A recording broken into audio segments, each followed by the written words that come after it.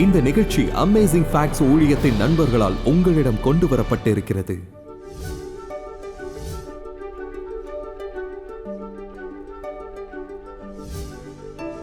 உங்கள் ஆவிக்குரிய அனுபவத்தின் உயரம் உங்கள் மனம் திரும்புதல் மற்றும் அறிக்கையின் ஆழத்திற்கு உகந்ததாகவே அமைகிறது.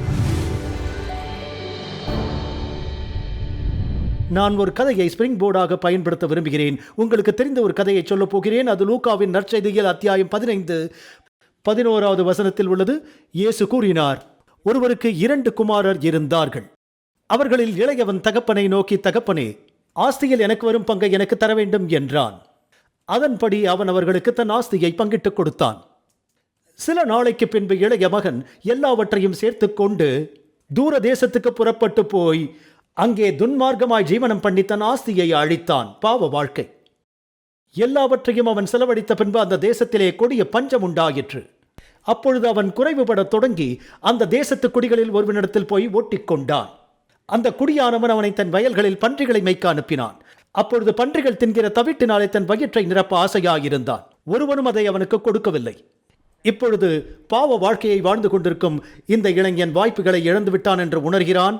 தன் தந்தையின் ஆஸ்திகளை கரைத்துவிட்டு ஒவ்வொரு பாவியும் மனம் திரும்பும் முன்பு அதை உணர்வார்கள். தேவன் நமக்கு பல வாய்ப்புகளையும் ஆசீர்வாதங்களையும் நேரத்தையும் கொடுத்திருக்கிறார். நாம் அதை சுயநலமாய் வீணாக்குகிறோம். அதற்கு பதில் சொல்லும் நாள் வரும். அந்த சிற்றின்பம் மறைந்து போய்விடும். பாவம் இனி திருப்தி அளிப்பதில்லை. அது வெறுமையை உணரச் செய்யும். தந்தையின் வீட்டில் இருந்த நாட்களை குறித்து அவன் சிந்திக்கத் தொடங்குகிறான். அவனுக்கு புத்தி தெளிந்தது என்று கூறுகிறது. இங்கு கிட்டத்தட்ட பாவம் ஒருவித புத்தி வேதளிப்பு என்றும் திடீரென்று அவன் தனது நல்லறிவை திரும்ப பெற்றான் என்றும் வேதம் கூறுகிறது. என் தகப்பனுடைய கூலிக்காரர் எத்தனையோ பேருக்கு பூர்த்தியான சாப்பாடு இருக்கிறது. மறுபுறம் இங்கு நானோ பசியினால் சாகின்றேன். சொல்லுங்கள், எதற்காக இயேசு வந்தார்? அவரை நம்புகிறவன் அழிந்து போகக்கூடாது என்பதற்காக. இந்த இளைஞன் அழிந்து கொண்டிருப்பதை உணர்ந்தான். நீங்கள் மனம் திரும்பி ரட்சிக்கப்படாவிட்டால் ஒரு முடிவு மட்டுமே உள்ளது. ஒன்று, இயேசுவின் மூலம் நித்திய ஜீவனை பெறலாம், மறுபடியும் பிறந்து புதிய இதயம் பெறலாம், அல்லது அழிந்து போகலாம். நாம் கெட்டழிவதை ஒருபோதும் தேவன் விரும்பவில்லை. நம்மை ரட்சிக்க விரும்புகிறார். அவன் சொன்னான், நான் பசியால் வாடுகிறேன். சாப்பாட்டு பசியை எது திருப்திப்படுத்தும் என்று உங்களுக்கு தெரியுமா? அது தேவ வார்த்தை. நான் எழுந்து என் தந்தையின் வீட்டிற்கு செல்வேன். இங்கு நடப்பதை கவனியுங்கள். தன் தந்தையை நோக்கி செல்ல ஒரு முடிவை எடுக்கின்றான். ஒரு வாக்குறுதி உள்ளது. நாம் தேவனிடம் நெருங்கி வந்தால் யாக்கோபு அத்தியாயம் 4 அல்லது யாக்கோபு அத்தியாயம் 2 வசனங்கள் 4 முதல் 7 வரை அவர் நம்மிடம் நெருங்கி வருவார். எனவே நாம் தேவனிடம் நெருங்கி இருக்க விரும்ப வேண்டும். அவன் சொன்னான், என் தகப்பனிடத்திற்கு போய், தகப்பனே, பரத்துக்கு விரோதமாகவும் உமக்கு முன்பாகவும் பாவம் செய்தேன். இனிமேல் உம்முடைய குமாரன் என்று சொல்ல நான் பாத்திரன் அல்ல. உங்களுடைய கூலிக்காரனில் நானும் ஒருவன் என்று சொல்லி எழுந்து புறப்பட்டு அவன் தன் வாயால் பாவ அறிக்கை செய்கின்றான். அவன் எழுந்து தன் தந்தையிடம் வருகின்றான். அவன் தூரத்தில் வரும்போதே தந்தை அவனை கண்டு மனமுருகி ஓடி அவன் கழுத்தை கட்டிக்கொண்டு அவனை முத்தம் செய்தான். குமாரன் தகப்பனை நோக்கி, பரத்துக்கு விரோதமாகவும் உமக்கு முன்பாகவும் பாவம் செய்தேன். இனிமேல் உம் குமாரன் என்று சொல்ல நான் பாத்திரன் அல்ல என்றான். அவன் அறிக்கை செய்தவுடன் தந்தை அவனை கட்டி அணைத்து குடும்பத்தில் மீண்டும் தத்தெடுத்து அவனை வரவேற்கிறார். நீ என் மகன் என்று கூறுகின்றார். ஊழியர்களை அழைக்கிறார். உயர்ந்த வஸ்திரங்களை கொண்டு வந்து இவனுக்கு உடுத்துங்கள் என்கிறார். கைக்கு மோதிரத்தை அணியுங்கள். அவன் இப்பொழுது குடும்பத்தின் அதிகாரத்தை பெறுகின்றான். பாதரட்சைகளை போடுங்கள். கொழுத்த கன்றை கொண்டு வந்து அடியுங்கள். நாம் புசித்து சந்தோஷமாய் இருப்போம். என் குமாரனாகி இவன் மரித்தான், திரும்பவும் உயிர்த்தான், காணாமற் போனான், திரும்பவும் காணப்பட்டான். அவர்கள் சந்தோஷப்படத் தொடங்கினார்கள். நான் அடுத்த மகனை பற்றிய பகுதிக்கு செல்லப் போவதில்லை. ஏனென்றால் நான் வலியுறுத்த விரும்பிய கதையின் அம்சம், இந்த இளைஞன் புத்தியில் தெளிவு பெற்றான். அவன் மனம் திரும்பினான். பின்னர் அவன் இதனைத்தான் என் தந்தையிடம் இப்படி சொல்வேன் அவன் சொல்ல வேண்டிய ஒன்று இருந்தது. எல்லோரும் ஒரு நாள் அறிக்கை செய்ய போகிறார்கள். ரோமர் 14ஆம் அதிகாரத்தில் பவுல் கூறுகிறதை நீங்கள் வாசிக்கலாம். முழங்கால் யாவும் எனக்கு முன்பாக முடங்கும், நாவு யாவும் தேவனை அறிக்கை பண்ணும் என்று என் ஜீவனை கொண்டு உரைக்கிறேன் என்று கர்த்தர் சொல்கிறார். இன்றிரவு நாம் கிறிஸ்தவ அனுபவத்தின் ஒரு முக்கிய பகுதியை பற்றி பேசப் போகிறோம். அது ரட்சிப்பின் அனுபவம். இது அறிக்கை செய்வதோடு தொடர்புடையது. இப்போது தேவனிடம் அறிக்கை செய்ய பயப்பட வேண்டாம். ஏனென்றால் தேவனுக்கு எல்லாம் தெரியும். உலக வரலாற்றில் ஒரு சுவாரஸ்யமான நேரத்தில் நாம் வாழ்கிறோம். நாம் எங்கு சென்றாலும் அதை கேமராக்கள் படம் பிடித்து விடுகிறது. மக்கள் வலைதளங்களுக்கு சென்று அவர்கள் செயற்கைக்கோள் வழியாக பார்க்கிறார்கள். அங்கு முழு உலகத்தை விண்வெளியிலிருந்து பூமியில் என்ன நடக்கிறது என்பதை காணலாம். சில நேரம் கேரன் என் அலுவலகத்துக்கு வருவாள். அங்கு நான் கூகுள் எர்த்தை பயன்படுத்துவதை பார்ப்பாள். நான் ஆளில்லா தீவுகளை கண்டுபிடிக்க முடியுமா என்று உலகம் முழுக்க பார்ப்பேன். எனக்கு வரைபடங்களை பார்ப்பது மிகவும் பிடிக்கும். அது என்னை தூண்டுகிறது. படங்களை பார்க்க எனக்கு பிடிக்கும். ஆனால் நீங்கள் இப்போது செல்லும் எல்லா இடங்களிலும் அனைத்தும் பதிவு செய்யப்படுவது போல் தெரிகிறது. மற்றும் முன்பை விட பாதுகாப்புக்காக நகரங்களில் நாங்கள் ஒரு வீடியோ டோர் பெல்லை நிறுவியுள்ளோம்.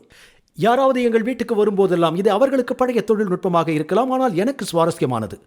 எங்கள் வீட்டு வாசலில் பெல் அடிக்கும் போது எங்கள் தொலைபேசியில் எச்சரிக்கையை பெறுகிறோம். வேடிக்கையான விஷயம், ஒவ்வொரு முறையும் கேரன் அஞ்சலை பெற செல்லும் போது எனக்கு ஒரு எச்சரிக்கை வரும். சீசர் எங்கள் மகன் ஓடச் செல்கிறான், அவனை முற்றத்தில் பார்க்கிறேன், உடற்பயிற்சி செய்கிறான், நான் கவனிக்கிறேன் என்று அவர்களுக்கு தெரியாது. ஆனால் எல்லா இடங்களிலும் கேமராக்கள் இருக்கிறது. தேவனும் நீண்ட காலமாக கேமராக்களை வைத்திருக்கிறார். நாம் சொல்லும் அனைத்தையும் தேவதூதர்கள் பதிவு செய்கிறார்கள். இயேசு சொன்னார், நியாய தீர்ப்பில் நீங்கள் பேசும் ஒவ்வொரு வீண் வார்த்தைக்கும் கணக்கு கொடுக்க வேண்டும்.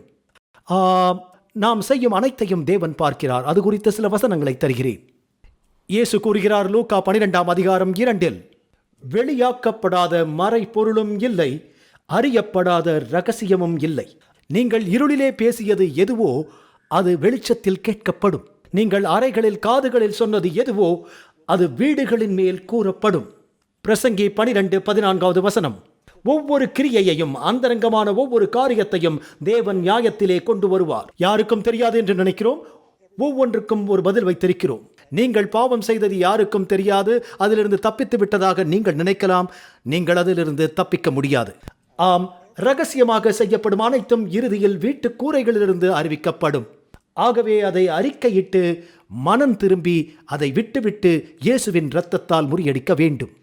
கேளுங்கள், நான் ஒரு கிறிஸ்தவராக மாற காரணம் என்னவென்றால், நான் பார்த்தவரை நாம் தண்டனையிலிருந்து தப்பிக்கவே முடியாது. நான் ஒரு திருடன். நான் ஒருபோதும் தண்டனையிலிருந்து தப்ப முடியாது என உணர்ந்தேன். ஒரு கடவுள் இருக்க வேண்டும் என்று உறுதியாய் நம்பினேன். ஏனென்றால் நாங்கள் அதை கர்மா என்று அழைக்க ஆரம்பித்தோம். நீங்கள் தவறான செயலை செய்ய முயற்சிக்கும் போது அதில் தான் வெற்றி பெற முடியவில்லை. இதை பொதுவாக சொல்வார்கள், வினை விதைப்பவன் வினை அறுப்பான் என்று. இது உங்களை தொடர்ந்து பிடிக்கும். யாரும் தண்டனையிலிருந்து தப்பிக்கவே முடியாது. ஏன் அறிக்கை விடுவது முக்கியம் என்பதற்கு இச்செய்தியின் பின்னணியாக இதை பகிர்ந்து கொள்கின்றேன். ஏனென்றால் நீங்கள் தவறு செய்தோம் அல்லது கடவுளுக்கு கீழ்ப்படியாமலோ இருந்தால் ஒருபோதும் முன்னேற மாட்டீர்கள்.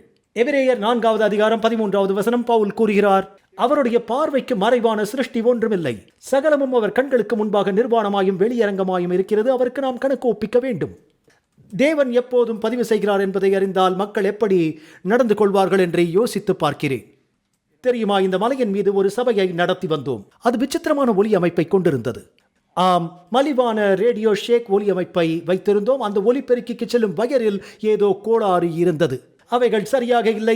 ஆகவே ஒரு விமானம் பறந்து செல்லும் போதும் அல்லது ஒரு ஆம்புலன்ஸ் அப்படியாக செல்லும் போதும் வினோதமான காரியம் ஒன்று நடக்கும். அவர்களுடைய அலைவரிசையை இந்த வயர்கள் எடுத்துக்கொண்டு சபை ஒலிபெருக்கியில் ஒலிபரப்பும். நீங்கள் தேவாலயத்தில் இருக்கும் போது, நீங்கள் பிரசங்கிக்கும் போது திடீரென ஆம்புலன்ஸ் ஓட்டுநர்கள் வானொலியில் பேசுவதை கேட்பீர்கள். சில நேரங்களில் ஆம்புலன்ஸ் ஓட்டுநர்கள் ஒருவருக்கொருவர் பேசுவது தேவாலயத்தில் ஒளிபரப்ப பொருத்தமானதல்ல. நான் ஆச்சரியப்பட்டேன். அவர்கள் வானொலியில் ஒருவருக்கொருவர் சொல்வது உள்ளூர் தேவாலயத்தில் ஒளிபரப்பப்படுகிறது என்று அறிந்திருந்தால் அவர்கள் எவ்வளவு கவனமாக இருந்திருப்பார்கள். சரி, நம் தேவனுடைய கண்களுக்கு முன்பாக எல்லாம் நிர்மூலமாகவும் மறைக்கப்படாததாகவும் இருக்கிறது. நியாய தீர்ப்பின் நாள் வருகிறது. எல்லோரும் எல்லாவற்றிற்கும் ஒரு கணக்கை கொடுக்கப் போகிறார்கள். அதனால் தான் புதிய ஜெருசலேமுக்கு வெளியே பிசாசுடன் மண்டியிடும் வரை காலம் கடத்தாமல் இருப்பது எங்களுக்கு மிகவும் முக்கியமானது. எல்லோரும் இறுதியில் கிறிஸ்துவுக்கு முன்பாக வணங்கி இயேசுவே ஆண்டவர் என்று அறிக்கை செய்வார்கள். ஆகவே கதவுகள் இன்னும் திறந்திருக்கும் போது அறிக்கையிடுங்கள். இன்றே அந்த நாள். நண்பர்களே, நீங்கள் காத்திருக்க கூடாது. தொடர்ந்து இணைந்திருங்கள் நண்பர்களே. இன்னும் சற்று நேரத்தில் தொடர்ந்து நம்முடைய செய்தியானது தொடரும். அமேசிங் ஃபேக்ட்ஸ் இங்கே இந்தியாவில் உங்களுக்கு ஒரு இலவச பரிசு கொடுக்க விரும்புகின்றது. உங்கள் இலவச பிரதியை பெற திரையில் உள்ள தொலைபேசி எண்ணை அழையுங்கள் அல்லது இணையதள முகவரியை அணுகுங்கள். இந்த அருமையான புத்தகத்தை நீங்கள் வாசித்த பின்பு நண்பர்களுடன் பகிர்ந்து கொள்ளுங்கள். இப்போது நாம் மறுபடியும் செய்திக்கு செல்வோம். இன்னும் பல அரிய கருத்துக்களை தேவ வார்த்தையிலிருந்து கற்றுக்கொள்வோம். எனவே அந்த சிறிய பின்னணியுடன் நான் அறிக்கையிடுவதை பற்றி பேசப் போகிறேன். 5 அல்லது 6 புள்ளிகளை கொண்ட எனது செய்தியை பார்க்க போகிறேன். நாம் ஏன் அறிக்கையிட வேண்டும்? ஏன் அறிக்கையிட வேண்டும்? இயேசு சொன்னார், உங்கள் பரலோக தகப்பன், இது மத்தேயு 6:8. நீங்கள் கேட்பதற்கு முன்பே உங்களுக்கு என்ன தேவை என்பதை அவர் அறிவார். அப்படி இருக்க அவரிடம் ஏன் சொல்ல வேண்டும்? எனவே அறிக்கை செய்வது தேவனின் நலனுக்காக அல்ல. நான் குழந்தை கிறிஸ்தவனாக இருந்தபோது அறிக்கையிடுவதை பற்றி கேள்விப்பட்டேன். அப்போது என் மனதில் நான் இப்படியாக சிந்தித்தேன், ஆண்டவரே, இங்கு வந்து அமருங்கள், நான் சொல்ல வேண்டிய சில காரியங்கள் உண்டு. பின்னர் உணர்ந்தேன், தேவன்தான் எல்லாவற்றையும் அறிவாரே, நான் திரும்ப அதை ஏன் சொல்ல வேண்டும்? எனவே நீங்கள் அறிக்கை செய்யும் போது, ஆண்டவரே, பெரிய தவறுகளை சொல்லப் போகிறேன், கஷ்டப்படுவீர்கள் என்பதற்காக அல்ல, உங்களை பற்றி உங்களுக்கு தெரிந்ததை விட அவர் உங்களை பற்றி நன்கு அறிவார். எனவே உங்கள் அறிக்கை அவருக்கு புதிய செய்தி அல்ல. நீங்கள் அறிக்கை செய்யும் போது நடக்கும் முக்கியமான விஷயம் என்னவென்றால், நீங்கள் செய்வது தவறு என்பதை உங்கள் சொந்த இதயத்தில் அங்கீகரிக்கிறீர்கள். பரிசுத்த ஆவியானவர் அந்த பகுதியில் உங்களுக்கு வெற்றியை தருவதற்கு நீங்கள் அவருக்கு சுதந்திரம் அளிக்கிறீர்கள். உங்கள் தவறை ஒப்புக்கொள்கிறீர்கள், மாற்றத்தை விரும்புகிறீர்கள். மற்ற விஷயம், உங்கள் தவறை ஒப்புக்கொண்டவுடன் மனதுக்குள் உங்களுக்குள் ஏதோ நடக்கிறது, பின்விளைவுகள் இருப்பதை உணர்கிறீர்கள், நீங்கள் பொறுப்பெடுக்கிறீர்கள். மக்கள் அறிக்கை செய்வதை விரும்புவதில்லை. அது சில நேரங்களில் சங்கடத்தை ஏற்படுத்தும், ஆனால் இது நல்லது, ஏனெனில் அது விடுவிக்கிறது. நம்முடைய பாவங்களை நாம் அறிக்கையிட்டால், பாவங்களை நமக்கு மன்னித்து எல்லா அநியாயத்தையும் நீக்கி நம்மை சுத்திகரிப்பதற்கு அவர் உண்மையும் நீதியும் உள்ளவராயிருக்கிறார். இப்போது நாம் அறிக்கையை பற்றி பேசப் போகிறோம். எதை அறிக்கை செய்கிறீர்கள்? அறிக்கை என்றால் இது ஒரு வரையறை. ஒருவரின் சுயத்திற்கு தீங்கு விளைவிக்கும் அல்லது சிரமம் தரும் ஒன்றை வெளிப்படுத்துவது, ஒப்புக்கொள்வது, ஏற்றுக்கொள்வது என்று பொருள். ஒருவர் சொன்னார், அறிக்கை செய்வது ஆத்மாவுக்கு நல்லது, ஆனால் நற்பெயருக்கு கேடானது. நீதிமொழிகள் 28:13. தன் பாவங்களை மறைக்கிறவன் வாழ்வடைய மாட்டான், அவைகளை அறிக்கை செய்து விட்டுவிடுகிறவனோ இரக்கம் பெறுவான் என்று பைபிள் கூறுகிறது. நான் கிறிஸ்தவனாக ஆன பல வருடங்களுக்கு பிறகும் ஒரு விஷயம் நடந்தது. நான் மயாமி பீச்சில் இருந்தேன். அங்கு நான் பள்ளிக்கு செல்வேன், வேலை செய்வேன்.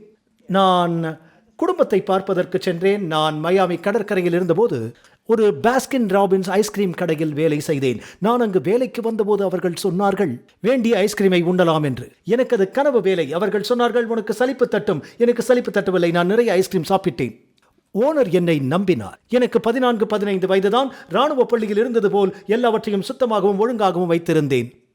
இறுதியில் என்னிடம் கடை சாவியை கொடுத்து எனக்கு பொறுப்பை கொடுத்தார். திரு ஸ்காட் அவரது பெயர். அவர் என்னை அந்த கடையை திறந்து மூடவும், கணக்கு பார்த்து பணத்தை ஃப்ரீசர் ஒன்றில் வைக்கச் சொல்வார். நான் 15 வயதில் வீட்டை விட்டு ஓட முடிவு செய்தேன். அப்போது ஒரு கள்ளச்சாவியை உருவாக்கினேன். நான் இரவில் பாஸ்கின் ராபின்ஸுக்குள் சென்றேன். பணம் இருக்கும் ஃப்ரீசர் எங்கிருக்கும் என்று எனக்கு தெரியும். திருட்டு தெரியாத அளவுக்கு போதுமான பணத்தை திருடினேன். அதை அவர் கண்டுபிடிக்கவே மாட்டார். பல வருடங்கள் கழித்து அங்கு சென்றேன். நான் அதை சரி செய்ய வேண்டுமென்று நினைத்தேன். அதனால் நான் பாஸ்கின் ராபின்ஸுக்கு சென்றேன். அது இன்னும் அந்த லிங்கன் மாலில் இருக்கிறது என்று நான் நினைக்கிறேன். நான் திரும்பி உள்ளே சென்றேன். திரு ஸ்காட்டை பற்றி கேட்டேன். அவர்கள் சொன்னார்கள், அவர் இந்த இடத்தை பல ஆண்டுகளுக்கு முன்பு விற்றதாக. அப்போது இந்த மிகப்பெரிய சுமை என் தோள்களிலிருந்து வெளியே செல்வதை உணர்ந்தேன். 15 அல்லது 20 டாலர்கள் பற்றி நான் கவலைப்படவில்லை. நான் தேவனுடன் விஷயங்களை சரியாக செய்ய விரும்பினேன். அவர் என்னை நம்பியதால் அவரிடம் சென்று சொல்வது ஒரு பெரிய போராட்டமாக இருந்தது. அவரை எப்படி தொடர்பு கொள்ள முடியும் என்றேன். அவரை தொடர்பு கொள்ள எங்களுக்கு வழி இல்லை என்றார்கள். தேவன் பாரத்தை விலக்கினார். நீ ஒப்புரவாக தயாரா என்று பார்க்கிறார். நான் ஒப்புரவாகும் இடத்திற்கு வந்தவுடன் உண்மையான சமாதானத்தை பார்க்கிறேன். தேவன் உங்களுக்கு விஷயங்களை வெளிப்படுத்தக்கூடும். இப்போது யாராவது இப்படி நினைக்கலாம், சரி, நான் வங்கியை கொள்ளையடித்தேன், நான் என்ன செய்வது? நான் ஒப்புக்கொண்டால் நான் சிறைக்கு செல்லக்கூடும். என்னிடம் நிறைய பேர் வந்திருக்கிறார்கள். அவர்கள் சொன்னார்கள், நான் என்ன செய்தேன் என்று முதலாளியிடம் சொன்னால் அவர் என்னை வேலையை விட்டு நீக்கி விடுவார். நான் சொன்னேன், தேவனை நம்புங்கள். விதி விலக்குகள் உள்ளன என்று நான் நம்புகிறேன். ஆனால் ஒவ்வொரு முறையும் ஒரு சபை அங்கத்தினர் என்னிடம் வந்து, நான் குற்றவாளி, நான் என் முதலாளியுடன் பேச வேண்டும், நான் தவறு செய்தேன் என்று சொல்லும் போது நான் சொல்வேன், நீங்கள் பிடிபடுவதற்கு முன்பாக அவர்களிடம் சொன்னால் உங்கள் இதயத்தில் ஒரு மாற்றம் இருப்பதை அவர்கள் உணர்வார்கள். தேவனே என்னை ஆராய்ந்து என் இருதயத்தை அறிந்து கொள்ளும். என்னை சோதித்து வேதனை உண்டாக்கும் வழி என்னிடத்தில் உண்டோ என்று பார்த்து நித்திய வழியிலே என்னை நடத்தும். யோபு 13:23 என் அக்கிரமங்களும் பாவங்களும் எத்தனை, என் மீறுதலையும் என் பாவத்தையும் எனக்கு உணர்த்தும் என்று கூறுகிறது. நான் ஒன்றை சொல்கிறேன், இந்த எழுப்புதல் உண்மையில் உங்களுக்கு ஒரு வித்தியாசத்தை ஏற்படுத்த வேண்டுமானால் உறுதியாக ஏதாவது செய்யுங்கள். தனித்து செல்லுங்கள். வீட்டில் இருந்து கொண்டு இதை செய்வது கடினமானதாக இருக்கலாம். ஒரு அறையை கண்டுபிடித்து தனித்து ஜெபியுங்கள். முழங்காலிட்டு தேவனிடம் சொல்லுங்கள். நீங்கள் எதையும் உணராமல் இருக்கலாம். சரியானது என்றால் செய்யுங்கள். பின்பு நடக்கிறதை கவனியுங்கள். உங்கள் முழங்காலில் நின்று, ஆண்டவரே, என் பாவங்களுக்கு மனம் திரும்புகிறேன். என் பாவங்களை நான் விட்டு விடுகிறேன். என் வாழ்நாள் முழுவதும் பாவம் செய்தேன். நான் பல விஷயங்களில் குற்றவாளி. நீங்கள் செய்த தவறு அனைத்தையும் நினைவில் வைத்திருக்க முடியாது. ஆனால் ஒரு சிறு காகிதத்தை எடுத்து அதை நீங்கள் யாரிடமும் காட்ட வேண்டாம். ஒரு காகிதத்தில் ஒரு பட்டியலை உருவாக்கி 10 கட்டளைகளை எழுதுங்கள். அந்நிய தெய்வங்களை வணங்கியதுண்டா? தேவனின் நாமத்தை வீணாக எடுத்ததுண்டா? நீங்கள் ஒருபோதும் விபச்சாரம் செய்யவில்லை, ஆனால் தூய்மையற்ற எண்ணங்களை நினைத்திருக்கிறீர்களா? ஆவிக்குரிய விபச்சாரம். நான் கொலை செய்யவில்லை, காரணமின்றி சகோதரனுடன் கோபப்பட்டிருக்கிறீர்களா? பொய் சொல்கிறீர்களா? பைபிள் கூறுகிறது ஆம் ஆம் என்றும் இல்லை இல்லை என்றும் இருப்பதாக. நீங்கள் தவறாக வழி நடத்தியது உண்டா?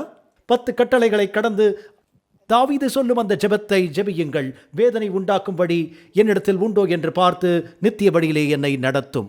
பரிசுத்த ஆவியானவர் விஷயங்களை மனதிலே கொண்டு வருவார். அவர்கள் நண்பர்களாக, குடும்பத்தினராக, வாழ்க்கை துணையாக இருக்கலாம். அது யாராக வேண்டுமானாலும் இருக்கலாம். அவர்களுடன் சமரசமாக வேண்டும். அதை பட்டியலில் எழுதுங்கள். முதலில் அறிக்கை செய்யுங்கள். பின்னர் அந்த நபரிடம் செல்லுங்கள்.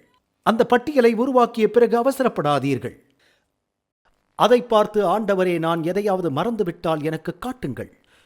பின்னர் வாக்குறுதியை நம்புங்கள். நம் பாவங்களை அறிக்கையிட்டால் பாவங்களை மன்னித்து அநியாயங்களை நீக்கி நம்மை சுத்திகரிப்பதற்கு அவர் உண்மையும் நீதியும் உள்ளவராயிருக்கிறார் என்று 1 யோவான் 1:9 கூறுகிறது. அவர் வாக்குறுதியை அளிக்கிறார். அவர் உங்களை எவ்வளவு சுத்திகரிப்பார்? எல்லா அநீதியும். அவர் எல்லா அநீதியிலிருந்தும் சுத்திகரித்ததால் நீங்கள் முழங்காலிலிருந்து எழும்போது தேவன் வாக்குறுதியை கடைபிடிப்பாரா?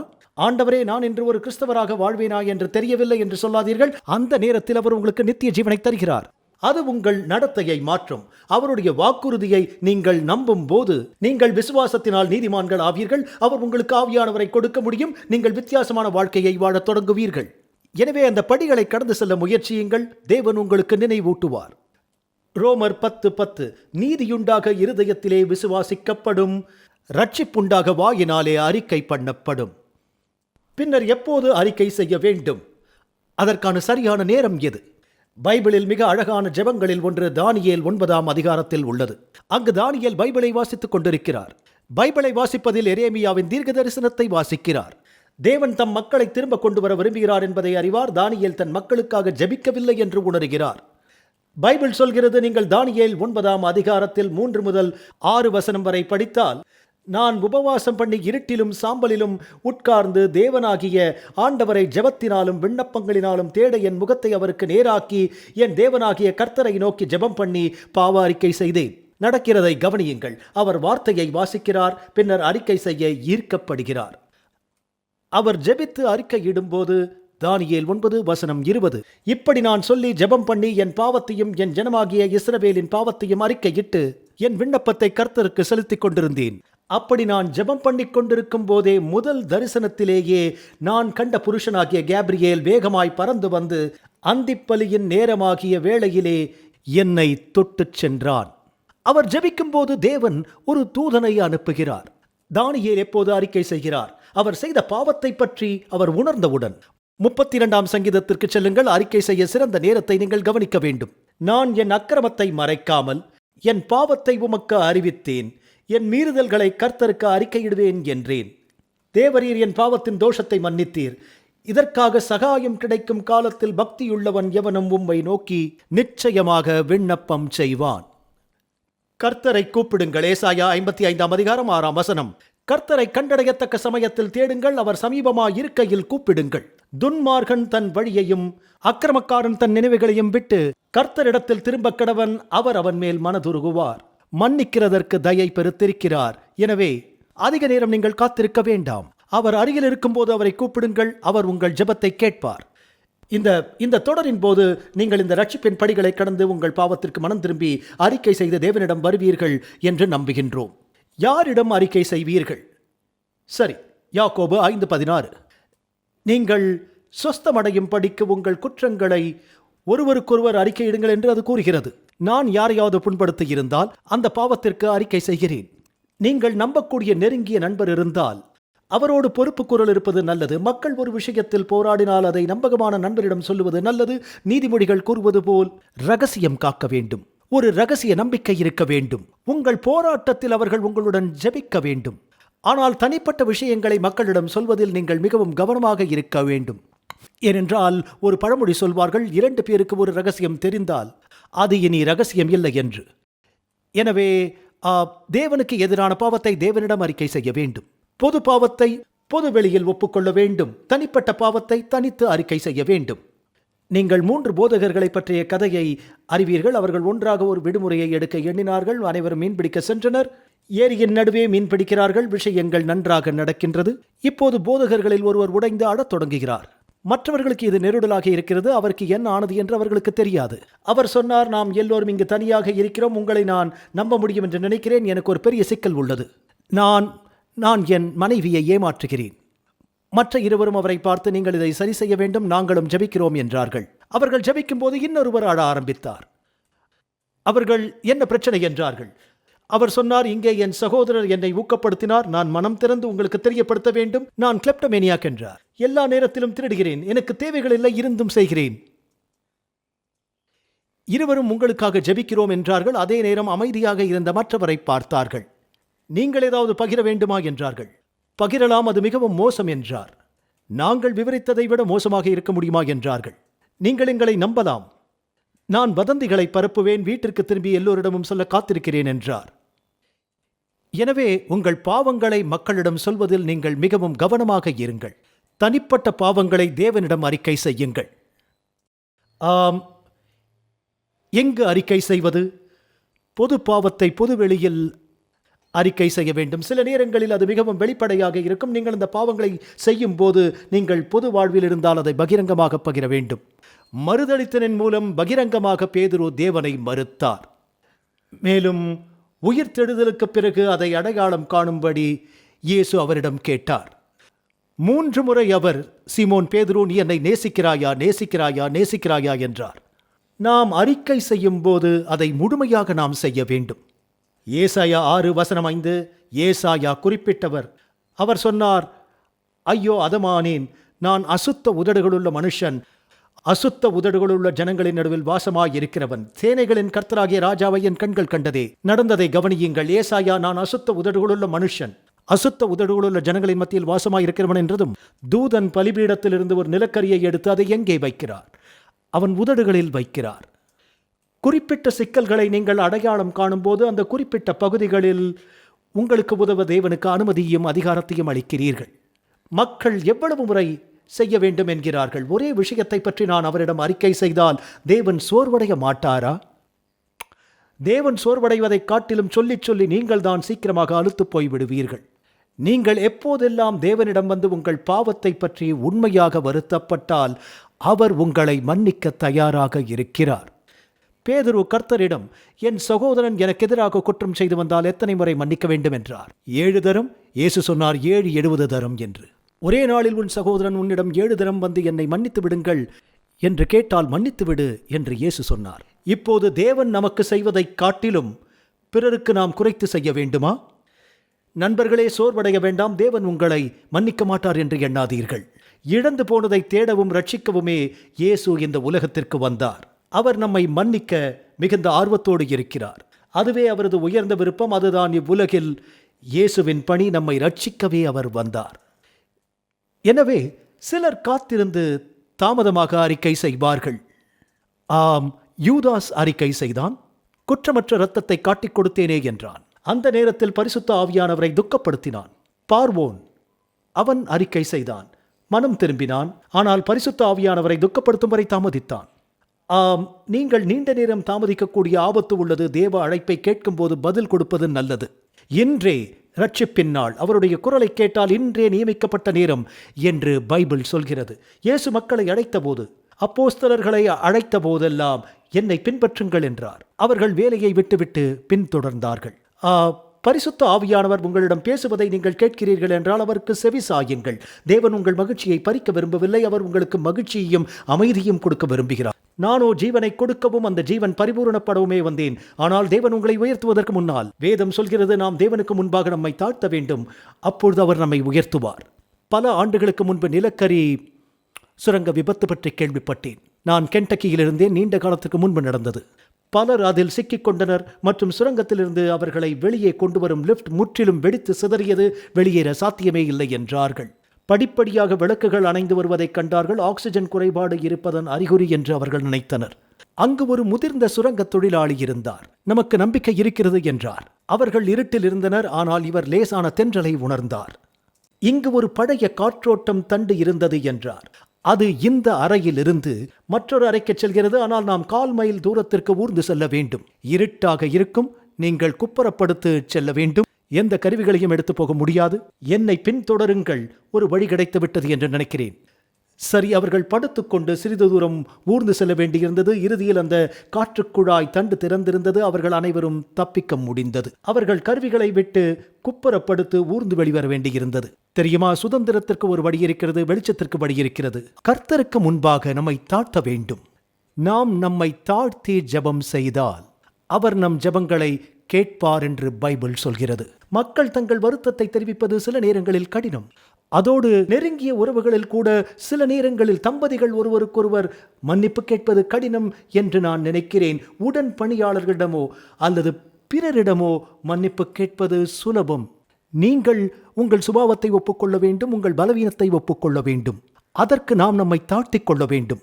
இயேசு கூறுகிறார், நாம் நம்மை தாழ்த்திக் கொண்டால் அவர் நம்மை உயர்த்துவார்.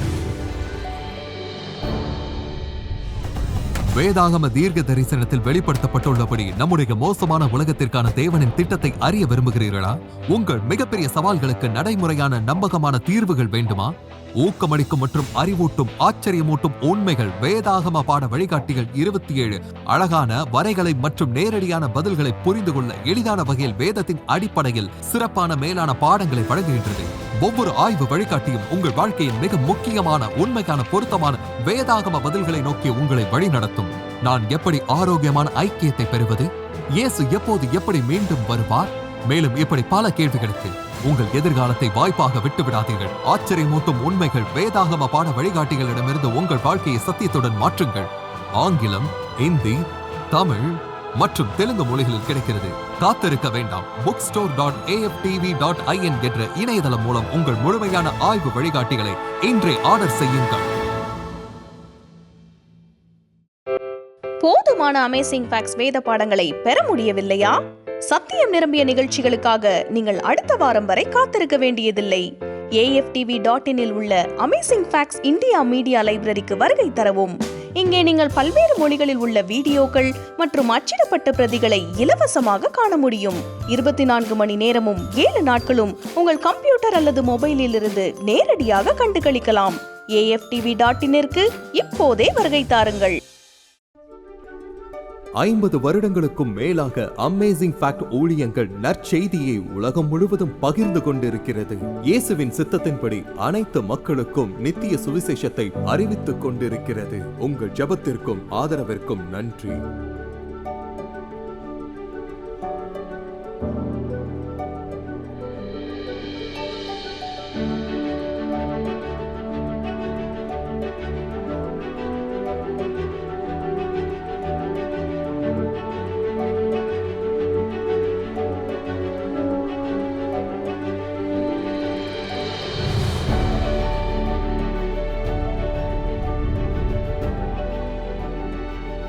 இன்றைய இலவச சலுகையை விண்ணப்பிக்க மறந்து விடாதீர்கள். அது நிச்சயம் ஆசீர்வாதமாய் இருக்கும். உங்களது தொடர்ச்சியான ஆதரவுக்கு நன்றி. நாங்கள் இயேசு கிறிஸ்துவின் சுவிசேஷத்தை உலகெங்கிலும் கொண்டு செல்கிறதினால் நீங்கள் அடுத்த வாரம் இணைந்திருக்க உதவி செய்து கர்த்தருடைய வேத வார்த்தையில் மூழ்கி அற்புத உண்மைகளை ஆராயச் செய்வோம்.